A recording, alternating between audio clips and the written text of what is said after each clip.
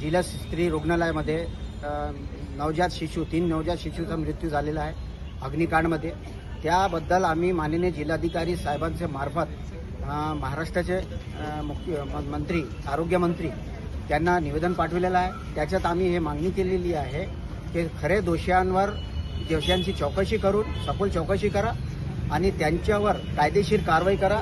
संबंधित पोलीस स्टेशनमध्ये जिल्हाधिकारी साहेबांनी आपल्या अधिकाराचा वापर करून FIR दाखल करावे।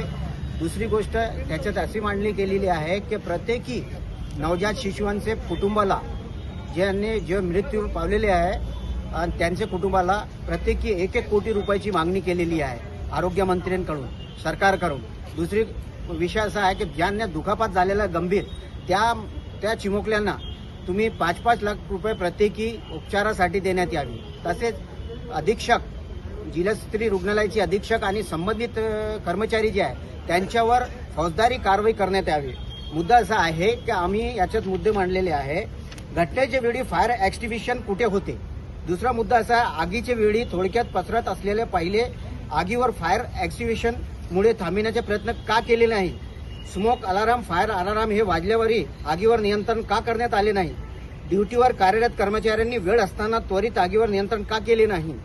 या ठिकाणी स्मोक अलार्म किंवा फायर अलार्म सुरक्षितते दृष्टीने नसेल या अग्निकांडाचा जबाबदार कोण। 6वा मुद्दा आहे स्प्रिंकलर सिस्टम वेळेवर चालू का केले नाही। जर हे सगळे साहित्य रुग्णालयात नाही तर याची जबाबदारी कोणाची। 7वा मुद्दा असा आहे रुग्णालयाच्या नातेवाईकांच्या सोबत कर्मचारी स्ट्रिक्ट नियम लागू करून आरेलावी करतात पण स्वतःचे कार्यालयाचे पालन वेळेवर का केले नाही। अनेक वेळी असेच प्रकारच्या रुग्णालयामध्ये घटना घडलेली आहे। त्या प्रकरणाची सखोल चौकशी करण्यात यावी कारण प्रशासन या अगोदर जे घटना घडलेली आहे त्या घटनेची दखल घेऊन आता अलर्ट का नाही झाले। तुम्ही आपल्या चुकीची दुरुस्ती का नाही केली। जर तुम्ही आपली चुकीची याच्या अगोदर जे आगी झाली होती आगीची घटना झाली होती त्याच्यावर आपण उपाययोजना केली असती तर हा आगीच्या घटना म्हणजे व्हेंटिलेटर फटलं नसता। एवढे सगळे साहित्य तुमच्या हॉस्पिटलमध्ये असताना तुम्ही त्यांना न्याय मिळवून दिलेले नाही। नवजात शिशूचे जीव गेला।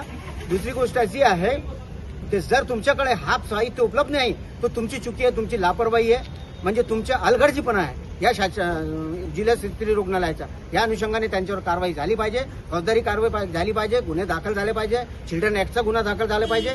प्रत्येकी कुटुंबाचे मृत्युमुखीचे जे कुटुंब आहे त्यांना 1-1 कोटी रुपये प्रत्येकी मिळाले पाहिजे आणि उपचारासाठी 5-5 लाख दुखापत जे झालेले ज्यांचा उपचार चालू आहे त्या चिमुकल्यासाठी अशी मागणी करून आम्ही राजवी संघटनेच्या वतीने सरकारचे आरोग्यमंत्री यांना निवेदन दिलेले आहे जिल्हाधिकारीच्या मार्फत आणि जिल्हाधिकारी साहेबांना विनंती केली आहे की तुमच्या अधिकाराचा वापर करून ह्या संबंधित पोलीस स्टेशनमध्ये याचे गुन्हा दाखल करावा शासनानं शिफारिश करा। आणि दुसरी गोष्ट अशी आहे की ह्या सर्व प्रकरणावर संबंधित जनप्रतिनिधी मौन का गप्प का बसलेले आहेत त्यांनी पुढे यावे आणि मृत्युमुखी परिवाराला न्याय मिळवून देण्यात यावे हे सांगण्यात